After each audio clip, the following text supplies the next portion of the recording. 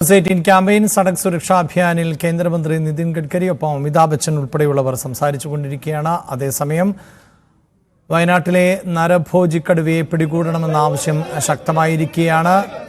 ഇന്ന് ദൗത്യസംഘം കടുവയെ പിടികൂടുന്നതിന് വേണ്ടിയുള്ള ശ്രമം ഊർജിതമാക്കിയിട്ടുണ്ട്. ഇപ്പോൾ വലിയ പ്രതിഷേധമാണ് നാട്ടുകാരുടെ നേതൃത്വത്തിൽ നടക്കുന്നത്.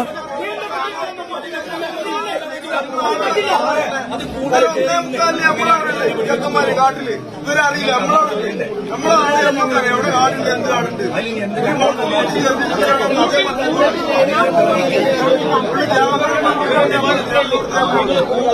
കാര്യമില്ല. അതിനെ കൊല്ലുക എന്നുള്ളതാണ് ഡിമാൻഡ്. അതുകൊണ്ട് കുറെ കൂട് കൊണ്ടുവച്ച് അതിനെ ആ നിലപാട് ആളുകൾ അംഗീകരിക്കുന്നില്ല. ഇതൊന്നല്ല, ഇത് 9 മാസമായി ജില്ലയിൽ. അതുകൊണ്ട് നിലവിൽ അതിനെ ഷൂട്ട് ചെയ്യാനുള്ള ഓർഡർ ഉള്ളതുകൊണ്ട് അതിനെ കൊല്ലുക, നരഭോജി കടുവയാണ് ആ ഉത്തരവുകൾ, അതിനെ ഷൂട്ട് ചെയ്യുക, അതിനെ കൊല്ലുക, അതാണ് ആളുകളുടെ നിലപാട്. അതല്ലാതെ ഞാൻ ഒന്നുകൂടെ പറയാം, DFO നമ്മൾ പങ്കിച്ച പറയാം, ഇനി ഇതിനെ കൂട്ടിക്കയറ്റി ഇവിടുന്ന് കൊണ്ടുപോകാനാണ് ഞാൻ നടക്കില്ല, അതിന് ഞാൻ സമ്മതിക്കില്ല. അതനുസരിച്ചുള്ള തീരുമാനം കൂട്ടിലും കയറൂല, ഇനി കൂട്ടിലും കയറൂല, കൂട്ടിലും കയറൂല, ഇനി കൂട്ടിലും കയറില്ല. എങ്ങനെ പറയുമ്പോ വളരെ ശാന്തരായിട്ട് ഇവിടുത്തെ ആൾക്കാർ നിന്നത് ഡിപ്പാർട്ട്മെന്റുമായി സഹകരിക്കാൻ ഉള്ളത് കൊണ്ടാണ് നിന്നത് ആണല്ലോ. മറ്റ് പല സ്ഥലങ്ങളിൽ നിന്ന് വ്യത്യസ്തമായ സമീപനം ആൾക്കാർ സ്വീകരിച്ചു. പക്ഷെ അവർക്ക് ജീവിക്കണ്ടേ? 20 മീറ്റർ അടിക്കാട് വെട്ടിത്തെളിക്കണമെന്ന് കഴിഞ്ഞ മീറ്റിംഗിൽ ആവശ്യപ്പെട്ടിട്ട് ഇന്ന് വരെ സമയം ചെയ്തിട്ടില്ല. ഇന്നലെ ഞങ്ങൾ മിനിസ്റ്റർ യോഗത്തിൽ പറഞ്ഞു, നിങ്ങൾ 20 മീറ്റർ അടിക്കാട് വെട്ടി തെളിക്കണം, കാടും നാടുമായിട്ട് വേർതിരിക്കണം. അതിന്റെ ഒരു തീരുമാനം പറയുന്നില്ലല്ലോ. അത് ഇവിടെ ഇന്നലെ ഈ സംഭവത്തിന് ശേഷം വീണ്ടും കടുവനെ ആളുകൾ കണ്ടു. RRT സംഘം പിന്നീടാണ് എത്തിയത്. അത്തരം കാര്യങ്ങളിൽ കൃത്യമായ നിലപാട് സ്വീകരിക്കാതെ പോകാൻ പറ്റില്ല. കാരണം അല്ലെങ്കിൽ ഈ ആൾക്കാർ രാത്രി ഈ ഫോറസ്റ്റ് ഈ തോട്ടത്തിൽ നടക്കുന്ന ആളുകളാണ്, അവർക്ക് ജീവിക്കണ്ടേ? ഒരു 47 വയസ്സുള്ള പെൺകുട്ടിയാണ് മരിച്ചത്. അതിന് ഗൗരവത്തോടെ ഫോക്കസ് കണ്ടേ പറ്റൂ. നഷ്ടപരിഹാരം കൊണ്ട് മാത്രം കാര്യമുണ്ടോ? നഷ്ടപരിഹാരം കൊണ്ട് കാര്യമുണ്ടോ? ഒരാൾ മരണപ്പെട്ടിട്ട് നഷ്ടപരിഹാരത്തിൽ എന്താ കാര്യം?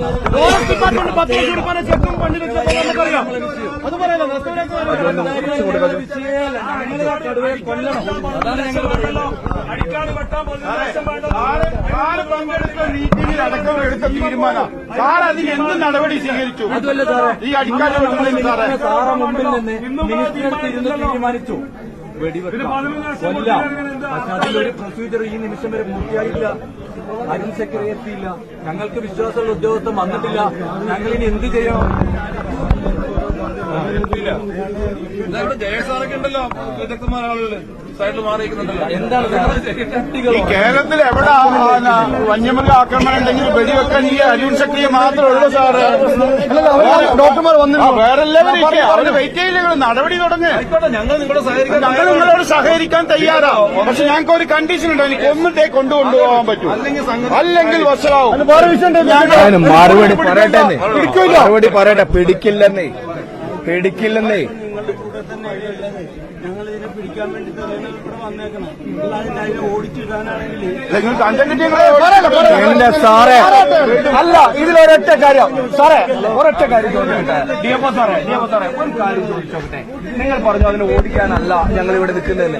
നമ്മുടെ തൊട്ടടുത്ത പയ്യമ്പള്ളിയിൽ ഒരു ഏകദേശം 15 ദിവസത്തിലേറെ കടുവയെ നിങ്ങൾ ഓടിക്കുകയല്ലാതെ നിങ്ങൾ എന്താ ചെയ്തേ? സ്വാഭാവികമായിട്ടും ഇതുമായി ബന്ധപ്പെട്ട് ഏതെങ്കിലും തരത്തിലെ കടുവയെ ഷൂട്ട് ചെയ്യുന്ന ഏതെങ്കിലും ഒരു സാഹചര്യം ഉണ്ടെങ്കിൽ നിങ്ങളടക്കമുള്ള പല ഉദ്യോഗസ്ഥന്മാർക്കും ചിലപ്പോ നിങ്ങളുടെ ജോലി പോലും നഷ്ടപ്പെടുമെന്നുള്ള ഭയം കൊണ്ട്, ആ ഭീതി കൊണ്ട് നാളെ ഇവിടെയുള്ള ആര് മരണപ്പെട്ടാലും എത്ര ആളെ കടുവ പിടിച്ചാലും ഞങ്ങൾക്കൊരു പ്രശ്നമില്ല. സർക്കാർ കൊടുക്കുന്ന 11 ലക്ഷം സർക്കാർ കൊടുക്കുന്ന 11 ലക്ഷം, അതോടൊപ്പം ആ സമയത്തുണ്ടാകുന്ന പ്രതിഷേധങ്ങൾ തടുപ്പിക്കാൻ ഷൂട്ടഡ് സൈറ്റ്, മറ്റുള്ള കാര്യങ്ങൾ പറഞ്ഞ് ആളുകളെ പൊട്ടന്മാരാക്കുന്ന ഈ ഒരു സമീപനം നിർത്തിയിട്ട് എന്താണ് സാഹചര്യം ഞാൻ ചോദിച്ചാൽ സാർ ഇപ്പോഴും മറുപടി പറഞ്ഞില്ല. നിങ്ങൾ ഇറക്കിയ ഓർഡറിലുള്ള അവ്യക്തതകൾ 5 ക്ലോസുകൾ, ആ ക്ലോസുകളൊന്നും ഇവർ ആളുകളുടെ മുമ്പിൽ ഒന്ന് വിശദീകരിക്കുമോ സാറ്? ആ ക്ലോസുകൾ എന്തൊക്കെയാണെന്ന് സാറിന്റെ വായിന്ന് വരട്ടെ. ഈ ജനങ്ങൾ കേൾക്കട്ടെ. സാറ് പറഞ്ഞല്ലോ ഞങ്ങൾ വെടിവെച്ച് കൊല്ലാം, പറ്റുമെങ്കിൽ വെടിവെച്ച് കൊല്ലാൻ തന്നെയാണ് തീരുമാനമെന്ന് പറഞ്ഞു. ഞങ്ങൾ അംഗീകരിക്കുന്നു. നിങ്ങൾ പറയുമ്പോൾ പുറമോടിയാണ്, സമ്മതിച്ചു. പക്ഷെ ഞാൻ പറയുന്നു ആ ഓർഡറിലുള്ള 5 ക്ലോസുകൾ, ആ ക്ലോസുകൾ ഒന്ന് നിങ്ങൾ വിശദീകരിക്കണ്ടേ? നിങ്ങളൊന്ന്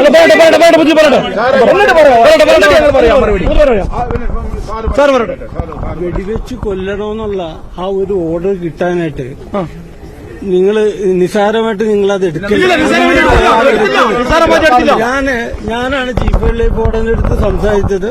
സാറേ, ഇത് അങ്ങനെ ഒരു ഓർഡർ അല്ലെങ്കിൽ സംഗതി വളരെ ബുദ്ധിമുട്ടാവും, വളരെയധികം ബുദ്ധിമുട്ടാവും. ആ ഒരു ഓർഡർ പിന്നെ മിനിസ്റ്ററും അത് വളരെയധികം ഇൻസിസ്റ്റ് ചെയ്തിട്ടാണ് ഓർഡർ കിട്ടിയത്.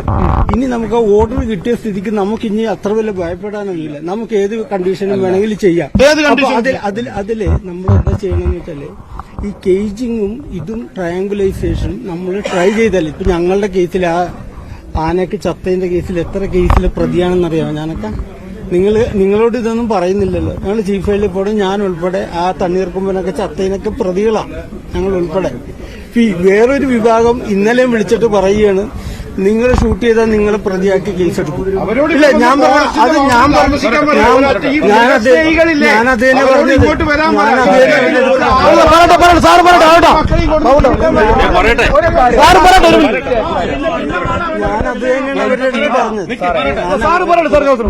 തന്നെയാണ് അവരുടെ അടുത്തും പറഞ്ഞത്. Madam you please come here എന്ന് തന്നെയാണ് ഞാൻ പറഞ്ഞത്.